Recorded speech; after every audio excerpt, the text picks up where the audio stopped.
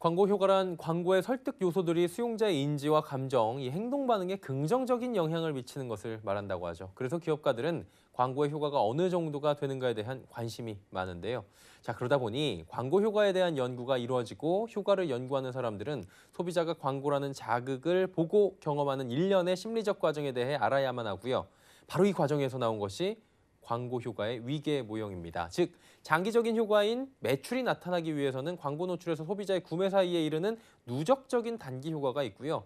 이를 일련의 단계로 묘사한 것이 바로 효과의 위계 모형이라는 것으로 다양한 모형이 있습니다. 자, 오늘은 그래서 광고 효과에 영향을 주는 날씨 이야기 자세히 나눠보도록 하겠습니다. 오늘도 함께합니다. K웨더 반기성 센터장 자리에 함께합니다. 안녕하세요. 네, 안녕하세요. 네.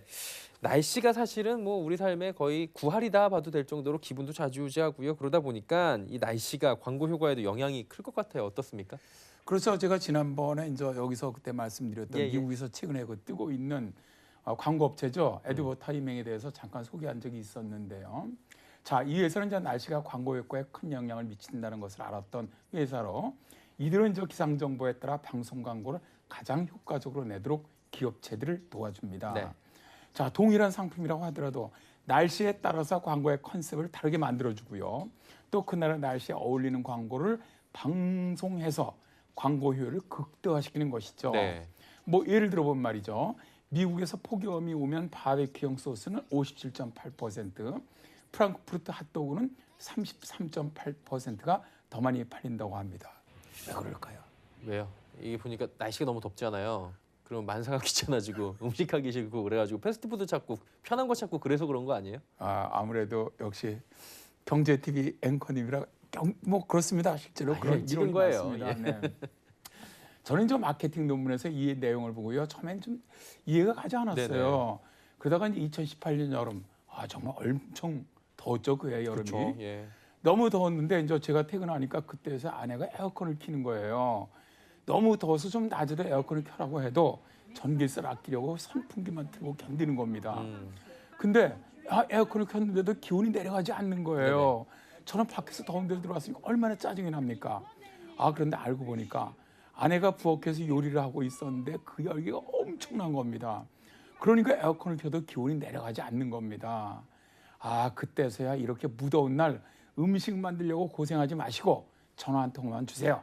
맛있는 핫도그 바베큐를 보내드립니다. 라는 미국의 방송 광고가 이해가 되더라고요. 예.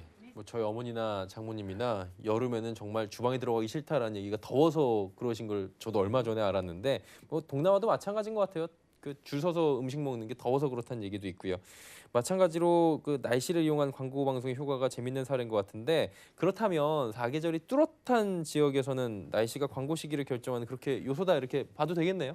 그렇죠. 제가 이제 예전에 군에서 근무할 때 예. 미군 부대에서 미군들하고 이제 합동 근무를 한 적이 있었습니다. 예. 근데 미군 부대 안에는 이제 볼링장이 있어요. 예. 제가 이제 볼링장 갈 때마다 이 혹시 볼링 용품이 언제 가장 많이 팔릴까? 이게 굉장히 궁금했어요. 그래서 볼링볼을 갖다가 파는 분한테 물어보니까 날씨가 추워지기 시작할 때 이때 가장 많이 팔린다는 겁니다. 그러니까 그때 제가 이제 어린 생각에 그렇다면 추워지기 직전에 볼링 용품 광고를 한다면 대박이겠구나. 그렇게 생각했던 적이 있었습니다. 예. 한마디로 날씨가 변하기 시작하는 그 즈음에 굉장히 많이들 물건을 구매한다라는 건데 반대로 날씨를 잘못 파악한 경우에는 그 결과를 보여주는 사례 뭐 이런 것들도 준비되어 있습니까? 그렇죠. 날씨가 아무래도 광고에 적극적으로 잘 활용하려면 대박인데 그렇죠. 날씨를 갖다가 광고에 잘 잘못하면 안 활용하지 되겠죠. 못한다면 예. 쪽박이다. 그쵸. 저희들은 그런 얘기를 해요. 예. 재미있는 예를 좀 들어드릴게요. 미국의 한 야외 활동복 업체가 광고 시기를 잘못 맞춰서 손해를 본 적이 있었습니다. 네. 겨울용 야외 활동복을 판매하는 업체 이 회사는 다이렉트 메일을 발송을 할 때 최근엔 날씨 정보에 근거해서 발송 시점을 결정을 해왔는데요. 이것은 과거에 쓰라린 기억 때문이라고 합니다. 이들은 과거에는 날씨 통계에 의존해서 영업을 해왔습니다. 예. 이에 따라서 다이렉트 메일 발송 시기를 겨울이 시작되기 전인 10월이 적당하다고 보고 막대한 비용을 들여 다이렉트 메일을 보낸 겁니다. 이제 추워지기만 하면 됩니다. 예. 근데 이게 웬일인지 10월은 물론 11월까지 무더운 가을이 계속되는 거예요. 그러니까 패딩 등 아주 두꺼운 야외 활동복을 소개한 다이렉트 메일은 웃음거리가 되고 말았죠. 누구도 여름 뺨치는 더위에 겨울옷을 살 사람은 없거든요. 그렇죠.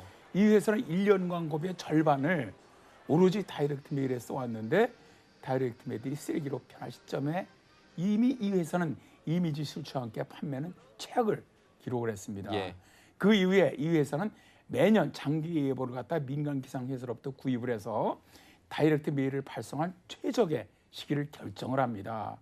광고의 날씨 예보를 활용하는 것이 얼마나 도움이 되는지를 아주 잘 보여주는 좋은 사례라고 할 수 있습니다. 예. 오늘은 광고 효과에 영향을 주는 날씨 이야기 함께 나눠봤고요. K웨더 반기성 센터장과 함께했습니다. 고맙습니다. 네, 감사합니다.